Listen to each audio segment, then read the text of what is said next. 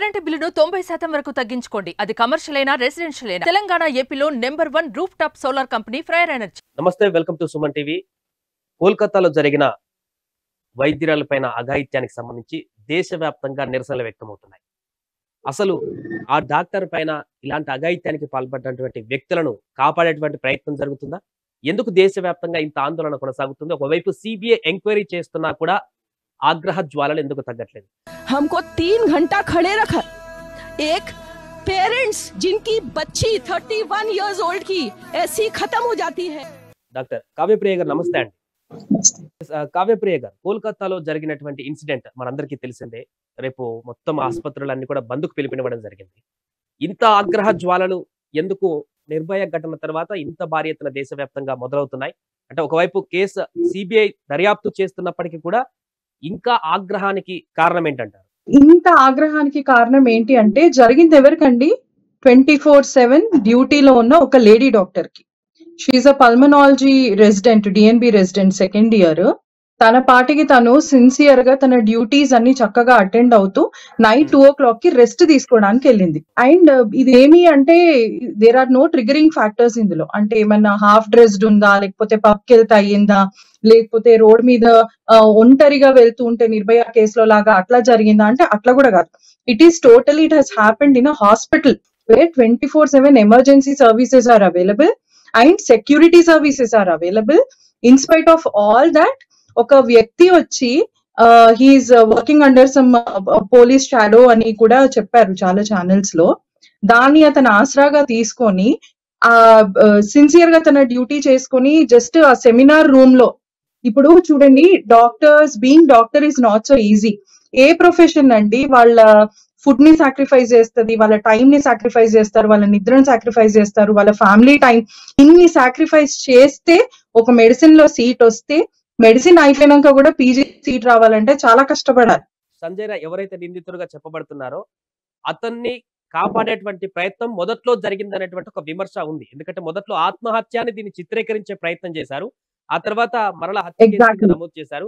ఆ తర్వాత క్రమంగా పోస్ట్ మార్టం రిపోర్ట్ తర్వాత దారుణమైన అత్యాచారం జరిగిందనేటువంటి విషయం కూడా బయటపడింది.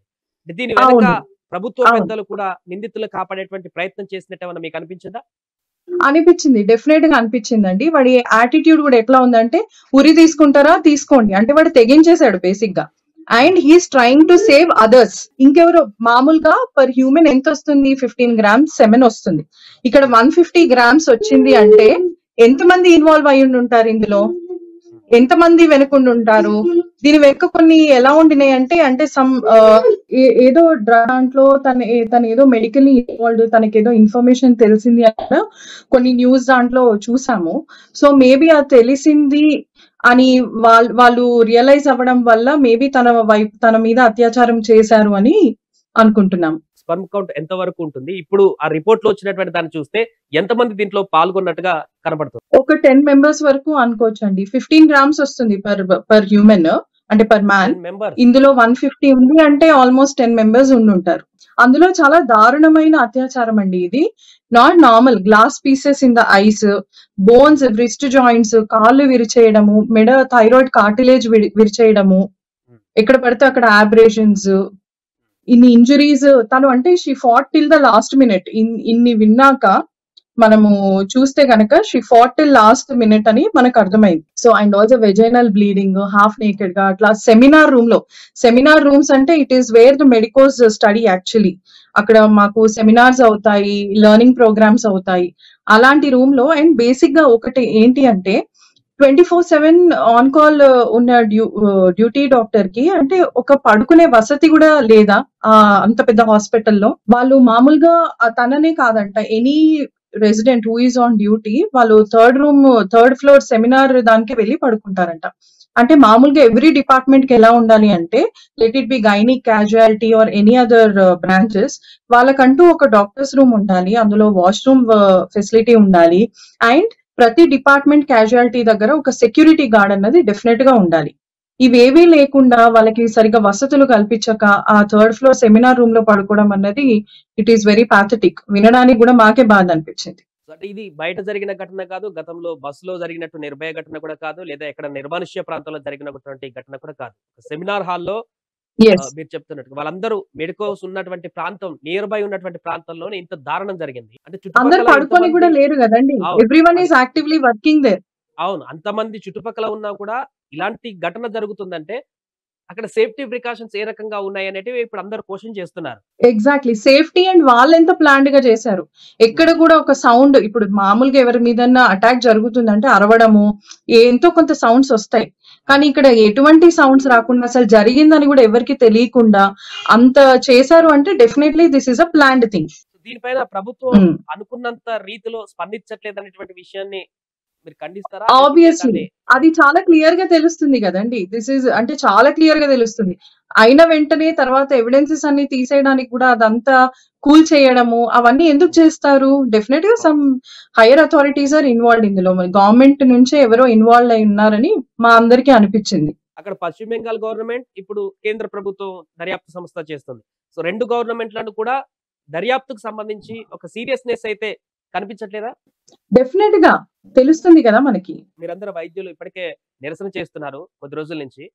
ఇలాంటి మరలా జరగకుండా ఉండేందుకు ఎలాంటి సజెషన్ చేయబోతున్నారు ప్రభుత్వాలకి, వ్యవస్థలకి? 24/7 డ్యూటీలో ఉన్న వాళ్ళకి ఫుడ్ గానీ లేకపోతే వాళ్ళు పడుకునే వసతులు గానీ, సేఫ్టీ గానీ, పడుకున్నా కూడా సేఫ్టీ అండ్ సెక్యూరిటీ గానీ. ఇంకొకటి, ఇప్పుడు ఇది అనుకుంటున్నాము, మేము వర్క్ చేసినప్పుడు మా మీద అటెండర్స్ నుంచి అటాక్ అయ్యేది చాలా వరకు. ప్రెగ్నెంట్ ఉమెన్ తను ఏదో డేంజర్ సిచ్యువేషన్ లో వచ్చింది, బీపీ ఎక్కువ ఉంది, పొట్టలో బిడ్డ చనిపోయి వచ్చింది, అది బయట చనిపోయినా మా దగ్గర తీసుకొచ్చాక మేము అనౌన్స్ చేస్తే మా మీద దాడి చేయడానికి వచ్చేవాళ్ళు. సో అంటే వాళ్ళు ఫస్ట్ డినైల్ లో ఉంటారు. సో అట్లా మా మీద దాడులు మామూలుగానే జరిగేవి, కానీ ఇది చూస్తే చాలా పకడ్బందీగా తనని డెఫినెట్ గా చంపేయాలన్న ఇంటెన్షన్ తోనే వాళ్ళు చాలా ప్లాన్డ్ గా. అండ్ ఎవరైతే మనకి ఇప్పుడు దొరికాడో ఆ వ్యక్తికి ప్రతి ఒక్కటి తెలుసు. ఆ అమ్మాయి ఎక్కడ వెళ్తుంది అంటే నైట్ షిఫ్ట్ డాక్టర్స్ ఎక్కడ పడుకుంటారు, ఏ టైంలో ఎక్కడికి వెళ్తారు, తనని చాలా మెటిక్యులస్ గా ఫాలో అవుతూ చాలా ప్లాన్డ్ గా చేశారు అని అయితే అర్థమవుతుంది. సో దీన్ని బట్టి ఏం చెప్పదలుచుకున్నాను, గవర్నమెంట్ హాస్పిటల్స్ కానీ, ప్రైవేట్ హాస్పిటల్స్ కానీ, మెడికల్ కాలేజెస్ కానీ ఎక్కడైనా కూడా డ్యూటీలో ఉన్న డాక్టర్ కి ఫుడ్ కానీ లేకపోతే పడుకునే ఫెసిలిటీస్ కానీ, ప్రతి డిపార్ట్మెంట్ దగ్గర ఒక security guard, and every floor should have a security guard. Especially ICUs దగ్గర, లేబర్ రూమ్స్ దగ్గర, ఈఆర్ ఆర్ క్యాజువాలిటీ వార్డ్స్ దగ్గర, and every ward should have security అన్నమాట. సో అండ్ ఆల్సో పోలీస్ కి రీచ్ అయ్యేది కూడా ఫస్ట్ అడ్మినిస్ట్రేషన్ నుంచి ఏమన్నా numbers, phone numbers to directly contact the police, అట్లాంటివి కొన్ని డైరెక్ట్ కనెక్షన్స్ కనుక కూడా ఎస్టాబ్లిష్ చేస్తే డ్యూటీలో ఉన్న డాక్టర్ కి దాన్ కాంటాక్టింగ్ ద సెక్యూరిటీ గార్డ్ అవి ఇవి అన్నా కూడా, దానికన్నా కూడా డైరెక్ట్ గా పోలీస్ వాళ్ళని కాంటాక్ట్ అవ్వడానికి ఒక మెడికల్ ఎమర్జెన్సీ నెంబర్, అంటే మెడికల్ ప్రొఫెషనల్ ఎమర్జెన్సీ నెంబర్స్ ఏమన్నా కనుక ఉంటే కూడా డాక్టర్ కి ఇండివిజువల్ గా సేఫ్టీ ఉంటుందని అభిప్రాయం. ఒకవేళ నైట్ షిఫ్ట్ డెలివరీస్ కి వస్తున్నా కూడా, ఇప్పుడు కొందరు ఇంటి నుంచి డెలివరీస్ కి వస్తా ఉంటారండి, ఇంట్లో ఉంటాము, ఇప్పుడు మా లాంటి కన్సల్టెంట్స్ అనుకోండి, మా రెసిడెంట్స్ కాల్ చేస్తారు, madam patient is in labour, మీరు రావాలి, ఫోర్సెప్స్ చేయాలి లేకపోతే సెక్షన్ తీసుకోవాలి అని మాకు కాల్స్ వస్తూ ఉంటాయి. మేము any time in the middle of the night 2 కానీ 3 కానీ మేము బయలుదేరేసి రావాలి. కొన్నిసార్లు మా వెహికల్ లేకపోయినా హాస్పిటల్ నుంచి వెహికల్ పంపిస్తా ఉంటారు. సో అటువంటి టైంలో కూడా ఎవరికి ఏ టైంలో ఏదైనా జరగవచ్చు, అటువంటి టైంలో కూడా జరగవచ్చు. సో అలా ఉన్నప్పుడు ఒక డైరెక్ట్ ఛానల్ అన్నది మన మెడికల్ ప్రొఫెషనల్స్ కి, పోలీస్ ప్రొఫెషనల్స్ కి, ఎందుకంటే ఈ 2 ప్రొఫెషనల్స్ 24/7 పనిచేస్తా ఉంటారు. సో వాళ్ళు ఏదో ఈ టైంలో పడుకుంటారు అన్నట్టు కూడా కాదు.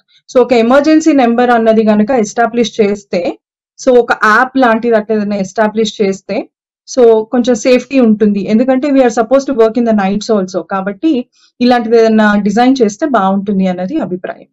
According to post mortem report లో ఇంతకుముందు 150 పైగా మిల్లీగ్రామ్స్ స్పర్మ్ కౌంట్ ఉందని చెప్పి 150 గ్రామ్స్ అన్నట్టుగా 10 మంది అంచనా చెప్తున్నారు. దాని స్టిల్ చేసి ఉండొచ్చండి, అంటే క్వాంటిటీ మెజర్మెంట్ చూసుకుంటే. ఎస్, క్వాంటిటీ మెజర్మెంట్ కనుక చూసుకుంటే ఎస్, ఆల్మోస్ట్ ఒక 10 మెంబర్స్ అని అనుకోవచ్చు. ఈ నేపథ్యంలో దేశవ్యాప్తంగా ఆసుపత్రులు బంద్ చేస్తున్నారు. దీనికి మీరేం చెప్తారంటే ఎమర్జెన్సీ సేవలు కూడా బంద్ చేయబోతున్నారా? ఎమర్జెన్సీ సేవలు నిలిపివేయట్లేదండి, but elective and OP services మాత్రం నిలిపివేస్తున్నాము. కానీ ఒకటి చెప్తాను, ఒక రోజు నిలిపివేసినంత మాత్రాన దేశం ఏదో మారిపోతుందని కాదు. ఈ వ్యవస్థలో చాలా ఖచ్చితమైన మార్పులు అయితే తీసుకురావాలి. ఇది ఒక రోజు ఉంటది, 2 రోజులు ఉంటది, మహా అంటే ఒక వారం ఉంటది. బట్ తర్వాత సిచ్యువేషన్ అయిపోతుంది, ఎవరు పట్టించుకోరు. కానీ ఈ సిచ్యువేషన్ ని ఇప్పటికిప్పుడే గనుక జడ్జిమెంట్ ఇచ్చి వాళ్ళకి గనుక చక్కగా పనిష్మెంట్ ఇస్తే, ఇంతమంది చాలా నిస్వార్థంగా సేవలు చేస్తున్న వాళ్ళకి ఎంతో కొంత సాటిస్ఫాక్షన్ అన్నది ఉంటుంది. అండ్ ఇక మీదట కూడా మన లా ఏంటంటే ఇట్లాంటి వాటికి కొంచెం అగ్రెసివ్ గా వాళ్ళు అప్రోచ్ అయ్యి నిందితులను పట్టుకొని అప్పటికప్పుడు కనుక వాళ్ళని పనిష్ చేస్తే చాలా మందికి కొంచెము సెక్యూర్ గా కూడా ఫీల్ అవుతారు, హ్యాపీగా కూడా ఫీల్ అవుతారు. సో దీన్ని దయచేసి డీలే చేయకుండా ఎంత తొందరగా సిబిఐ ఇన్వెస్టిగేట్ చేసి అంత అగ్రెసివ్ పనిష్మెంట్ ఇస్తే ఇలాంటివి కంట్రోల్ అవుతాయి. భయం అన్నది ఉండాలండి సొసైటీలో.